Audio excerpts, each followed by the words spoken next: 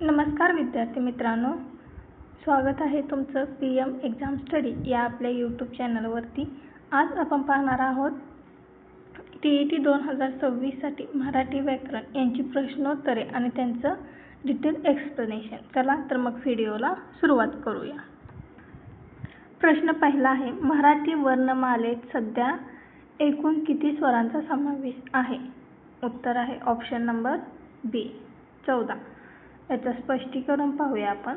महाराष्ट्र शासनाच्या 2009 च्या नवीन GR नुसार इंग्रजीतून आलेले ॲ आणि ऑ हे दोन स्वर मिळून एकूण 14 स्वर मानले जातात। आधुनिक वर्णमालेत एकूण 52 वर्ण आहेत।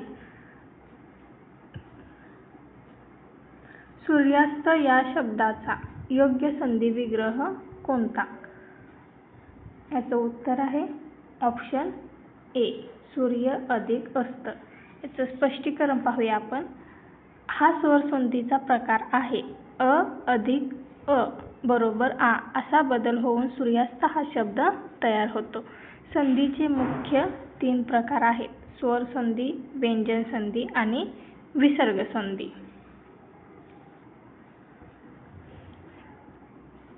दुहेरी रंग या शब्दातील दुहेरी हे कोणत्या प्रकारचे विशेषण आहे?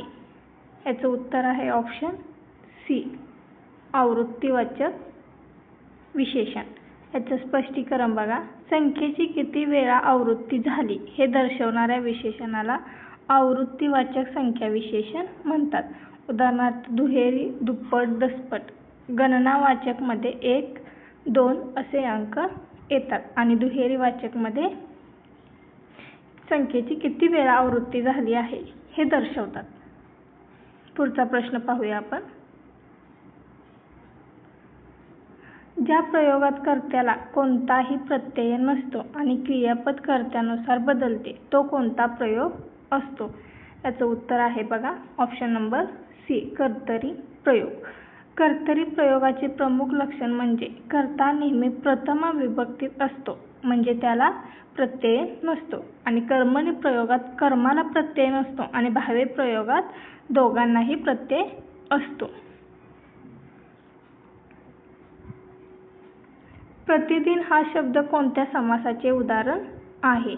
याचं उत्तर आहे ऑप्शन बी अवयवी भाव समास। ज्या समासात पहिले पद महत्त्वाचे असते आणि तो क्रियाविशेषणासारखे काम करतो त्याला अवयवी भाव समास म्हणतात। उदाहरणार्थ आघ्राण, यथाशक्ती, घरोघरी। पुढचा प्रश्न, लेकी बोले सुने लागे हे कोणत्या अलंकाराचे उदाहरण आहे? याचं उत्तर आहे बघा ऑप्शन सी अन्योक्ती। एखाद्याला उद्देशून बोलायचे पण सरळ न बोलता दुसऱ्याला उद्देशून बोलून मूळ व्यक्तीला टोचेल असे बोलणे म्हणजे अन्योक्ती अलंकार होय। व्हिडिओ आवडल्यास चॅनलला लाईक करा, सबस्क्राईब करा आणि मित्रांना शेअर करा। ऊन आणि हून हे कोणत्या विभक्तीचे प्रत्यय आहेत? याचं उत्तर आहे ऑप्शन डी पंचमी। पंचमी विभक्तीचे प्रत्यय ऊन आणि हून आहेत। याचा मुख्य अर्थ अपादान म्हणजे वियोग किंवा दुरावा असा होतो। बटाटा आणि कोबी हे शब्द मराठीत कोणत्या भाषेतून आले आहेत? याचं उत्तर आहे ऑप्शन बी पोर्तुगीज। हे शब्द पोर्तुगीज भाषेतून मराठीत आले आहेत। फणस, हापूस, पपई हे देखील पोर्तुगीज शब्द आहेत। उंटावरचा शहाणा या वाक्यप्रकाराचा अर्थ कोणता? बघायचं उत्तर काय आहे ऑप्शन सी मूर्खपणाचा सल्ला देणारा। मूर्खपणाचा सल्ला देणारा किंवा ज्याचा सल्ला काहीही कामाचा नसतो अशा व्यक्तीला उंटावरचा शहाणा म्हटले जाते। उथळ पाण्याला खळखळाट फार या म्हणीचा योग्य अर्थ काय? बघा उत्तर काय आहे बी ज्याच्याकडे ज्ञान कमी असते तो बळेजाव जास्त करतो। अंगी थोडेसे गुण किंवा ज्ञान असताना त्याचा खूप गाजावाजा करणाऱ्या व्यक्तीसाठी आपण ही म्हण वापरतो। रिकाम्या टेकड्यांचा आवाज मोठा ही याच अर्थाची आपली दुसरी म्हण आहे। ती वेळ यावरून वेळ या शब्दाचे लिंग कोणते? ती वेळ. याचं उत्तर आहे बघा स्त्रीलिंग. ती म्हटलेलं आहे आणि तो म्हटलं की पुल्लिंगी. स्पष्टीकरण बघा. नामापूर्वी ती लावून पाहिल्यास ते स्त्रीलिंगी असते. वेळ या शब्दाला आपण ती वेळ असे म्हणतो म्हणून ते स्त्रीलिंगी आहे आणि तो म्हटले असते तो काळ कसा येणार? पुल्लिंगी होतो. धैर्य, कीर्ती, चांगुलपणा ही कोणत्या प्रकारची नामे आहेत? याचं उत्तर आहे बघा ऑप्शन सी भाववाचक नाम. ज्या नामाने वस्तूतील किंवा प्राण्यातील गुणधर्म किंवा भाव यांचा बोध होतो त्याला भाववाचक नाम असे म्हणतात. या नामांना आपण डोळ्याने पाहत नाही किंवा पाहत शकत नाही, फक्त अनुभवतो, त्यालाच भाववाचक नाम असे म्हणतात. मी स्वतः त्याला पाहिले या वाक्यातील स्वतः हे कोणते सर्वनाम आहे? उत्तर काय आहे बघा ऑप्शन नंबर डी आत्मवाचक नाम. जेव्हा स्वतः आपण ही सर्वनामे स्वतःच्या अर्थाने वापरली जातात तेव्हा ती आत्मवाचक सर्वनामे असतात. दर्शक सर्वनामे जवळची किंवा दूरची वस्तू दाखवतात. आणि व शिवाय ही कोणत्या प्रकारची उभयान्वी अव्यय आहे? उत्तर आहे ऑप्शन बी समुच्चय बोधक. दोन प्रधान वाक्ये एकत्र जोडताना जेव्हा पहिल्या वाक्यात दुसऱ्या वाक्याची भर पडते तेव्हा ती समुच्चय बोधक अव्यये असतात.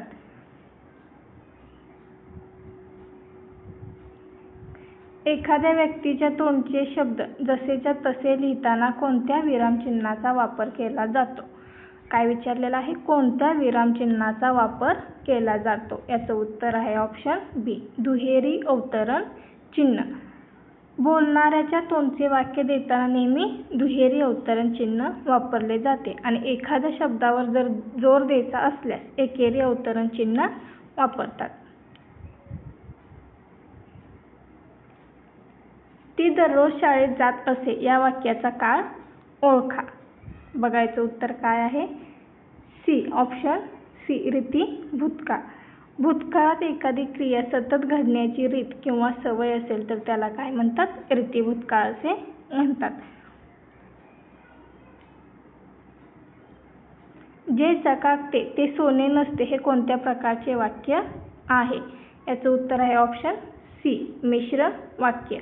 जेव्हा एक प्रधान वाक्य आणि त्यावर अवलंबून असणारे गौण वाक्य जे ते यांसारख्या संबंधी सर्वनामांनी जोडले जाते तेव्हा ते वाक्य कसं असतं? मिश्र प्रकारचं वाक्य असतं. लक्षात ठेवायचं आहे. यमाचा पाश, डोळ्यातील पाणी, कंठस्नान हे शब्द कोणत्या समासाची उदाहरणे आहेत? याचं उत्तर आहे बी तत्पुरुष समास. ज्या समासात दुसरे पद महत्त्वाचे असते आणि शब्दाचा विग्रह करताना विभक्तीचा प्रत्यय लागतो तो तत्पुरुष समास असतो. मराठी भाषेतील पहिली कादंबरी कोणती? बघायचं उत्तर तर सर्वांना माहीतच पाहिजे. वारंवार परीक्षेत विचारला जाणारा प्रश्न आहे. मराठी भाषेतील पहिली कादंबरी कोणती? याचं उत्तर आहे ऑप्शन सी यमुना पॅटर्न पर्यटन. बाबा पदमनजी यांनी लिहिलेली यमुना पर्यटन ही मराठी साहित्यातील पहिली कादंबरी मानली जाते. यात विधवा स्त्रियांच्या दुःखाचे चित्रण केलेले आहे. ज्ञानेश्वरी या ग्रंथाचे मूळ नाव काय आहे? उत्तर आहे बघा ऑप्शन सी भावार्थ दीपिका. संत ज्ञानेश्वर यांनी भगवद्गीतेवर लिहिलेली पहिली टीका म्हणजे ज्ञानेश्वरी होय. तिचे मूळ नाव भावार्थ दीपिका असे आहे आणि ज्ञानेश्वरी ही कुठे लिहिली गेलेली आहे बघा? नेवासे येथे लिहिलेली आहे. कुसुमाग्रज या नावाने काव्यलेखन करणाऱ्या साहित्यिकाचे मूळ नाव काय? उत्तर काय आहे ऑप्शन बी विष्णू वामन शिरवाडकर. विष्णू वामन शिरवाडकर यांनी कुसुमाग्रज या टोपण नावाने कविता लिहिली.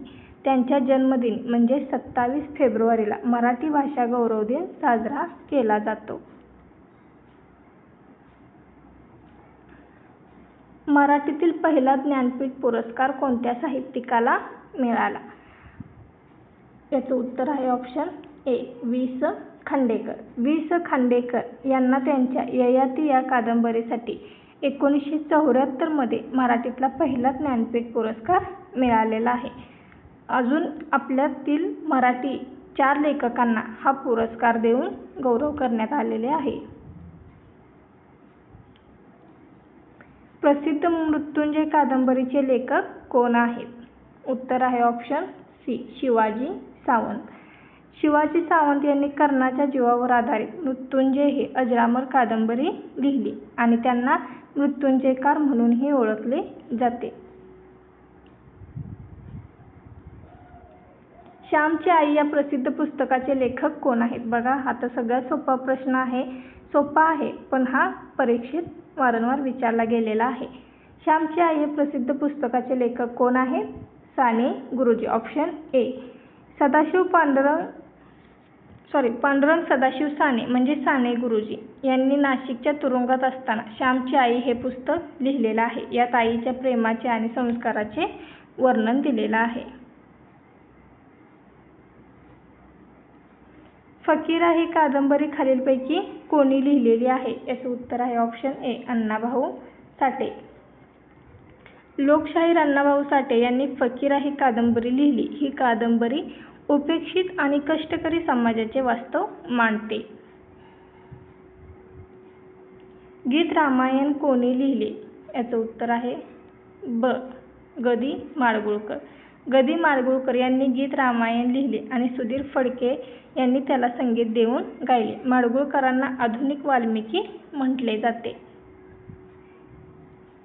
बालकवी या टोपण नावाने कोणाला ओळखले जाते?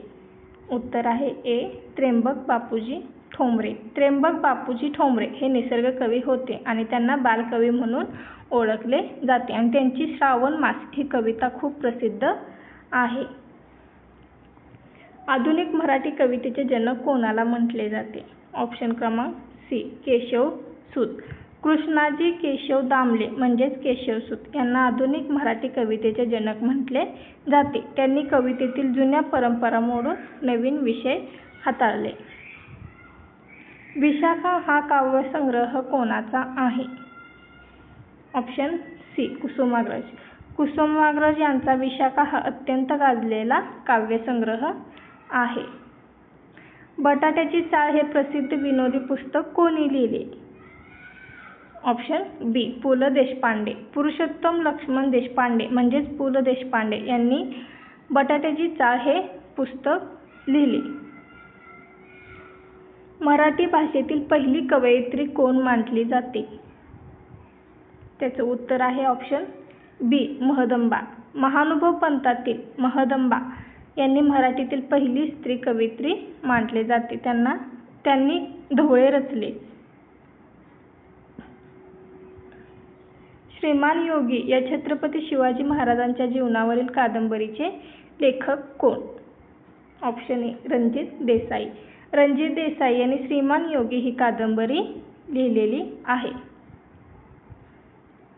व्यक्ती आणि वल्ली या पुस्तकाचे लेखक कोण?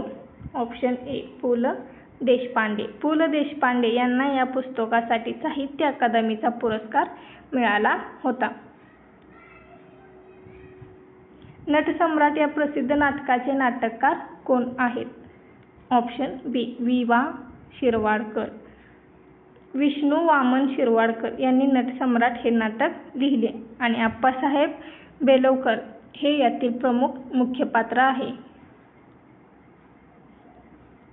माधव जुलियन यांचे पूर्ण नाव काय? Option A, Madhavrao Patwardhan. माधव त्र्यंबक पटवर्धन हे माधव जुलियन या टोपण नावाने काव्यरचना करत असत. वातावरणातील ओझोनचा थर कोणत्या प्रदूषणकारी घटकामुळे सर्वाधिक नष्ट होतो? ऑप्शन बी, क्लोरोफ्लोरोकार्बन.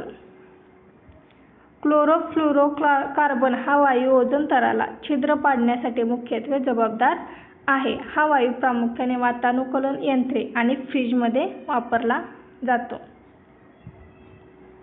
जागतिक पर्यावरण दिन कोणत्या तारखेला साजरा केला जातो? ऑप्शन बी, 5 जून. 5 जून रोजी जागतिक पर्यावरण दिन साजरा केला जातो. झाडे वाचवण्यासाठी उत्तराखंडमध्ये झालेले चिपको आंदोलन कोणाच्या नेतृत्वाखाली झाले? ऑप्शन बी सुंदरलाल बहुगुणा. सुंदरलाल बहुगुणा यांनी हिमालयातील झाडे तोडण्यापासून वाचवण्यासाठी चिपको आंदोलन सुरू केले. लोक झाडांना मिठी मारून उभे राहायचे.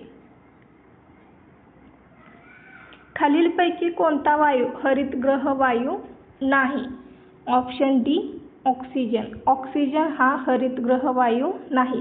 कार्बन डायऑक्साईड, मिथेन, पाण्याची वाफ हे हरितगृह वायू आहेत जे पृथ्वीचे तापमान वाढवतात. मिनामाटा हा भयंकर आजार पाण्यातील कोणत्या धातूच्या प्रदूषणामुळे होतो? मिनामाटा हा भयंकर आजार पाण्यातील कोणत्या धातूच्या प्रदूषणामुळे होतो? ऑप्शन बी पारा. जपानमधील मिनामाटा उपसागरात कारखान्यातून सोडलेल्या पाण्यामुळे जलप्रदूषण झाले. तेथील मासे खाल्ल्यामुळे लोकांना हा मज्जासंस्थेचा आजार झाला. परिसंस्थेतील ऊर्जा प्रवाह नेहमी कसा होतो? ऑप्शन सी एकेरी. ऊर्जा नेहमी उत्पादकाकडून भक्षकाकडे एकाच दिशेने वाहते. ती पुन्हा सूर्याकडे परत जात नाही. म्हणून हा प्रवास नेहमी एकेरी असतो. ताडोबा अंधारी व्याघ्र प्रकल्प महाराष्ट्रातील कोणत्या जिल्ह्यात आहे? ताडोबा अंधारी व्याघ्र प्रकल्प हा महाराष्ट्रात चंद्रपूर जिल्ह्यात आहे. नर्मदा बचाव आंदोलनाशी खालीलपैकी कोणत्या व्यक्ती प्रमुखपणे जोडलेली आहे? उत्तर आहे डी वरीलपैकी सर्व. नर्मदा नदीवरील सरदार सरोवर धरणामुळे विस्थापित होणाऱ्या लोकांसाठी मेधा पाटकर, बाबा आमटे आणि अरुंधती रॉय या सर्वांनी मिळून आंदोलन केले. आम्ल पर्जन्यासाठी हवेतील कोणते प्रदूषक सर्वाधिक कारणीभूत ठरते? ऑप्शन बी सल्फर डायऑक्साईड. कारखान्यातून बाहेर पडणारा सल्फर डायऑक्साईड आणि नायट्रोजन ऑक्साईड पावसाच्या पाण्यासोबत मिसळतात आणि आम्ल पर्जन्य तयार होते. आवाजाची पातळी किंवा ध्वनी प्रदूषण मोजण्याचे एकक कोणते आहे? डेसिबल. ध्वनीची तीव्रता डेसिबलमध्ये मोजली जाते. भारतातील पश्चिम घाट खालीलपैकी कशासाठी ओळखला जातो? पश्चिम घाट. ऑप्शन बी जैवविविधता हॉटस्पॉट. पश्चिम घाट हा जैवविविधतेचा हॉटस्पॉट मानला जातो. अन्न साखळीतील ससा हा खालीलपैकी कोणत्या प्रकारचा भक्षक आहे? ऑप्शन ए प्राथमिक भक्षक. ससा हा शाकाहारी प्राणी आहे जो थेट वनस्पती खातो म्हणून तो प्राथमिक भक्षक आहे. सशाला खाणारा कोल्हा हा द्वितीय भक्षक असतो. जागतिक जल दिन कोणत्या दिवशी पाळला जातो? उत्तर आहे ए 22 मार्च. पाण्याचे महत्त्व आणि जलसंवर्धन याविषयी जागरूकता निर्माण करण्यासाठी दरवर्षी 22 मार्च हा जागतिक जल दिन पाळला जातो. बायोगॅसमध्ये मुख्यत्वे कोणता वायू आढळतो? उत्तर आहे सी मिथेन. प्राण्यांची विष्ठा आणि सेंद्रिय कचरा यांच्या विघटनातून बायोगॅस तयार होतो आणि यात सर्वाधिक प्रमाण मिथेन वायूचे असते. हा उत्तम इंधन आहे. लायकेन ही वनस्पती खालीलपैकी कोणत्या प्रदूषणाचा उत्कृष्ट जैविक दर्शक मानली जाते? ऑप्शन सी हवेचे प्रदूषण. ज्या हवेत सल्फर डायऑक्साईडचे प्रमाण जास्त असते तिथे लायकेन वनस्पती वाढत नाही. त्यामुळे ती हवेच्या प्रदूषणाचा नैसर्गिक दर्शक आहे. शाश्वत विकास उद्दिष्टांमध्ये एकूण किती उद्दिष्टांचा समावेश आहे? ऑप्शन बी 17. लुप्त होण्याच्या मार्गावर असलेल्या प्राण्यांची आणि वनस्पतींची नोंद ठेवणारे रेड डेटा बुक कोणी प्रकाशित करते? ऑप्शन बी IUCN. IUCN ही आंतरराष्ट्रीय संस्था धोक्यात असलेल्या प्रजातींची यादी रेड डेटा बुकमध्ये प्रकाशित करते.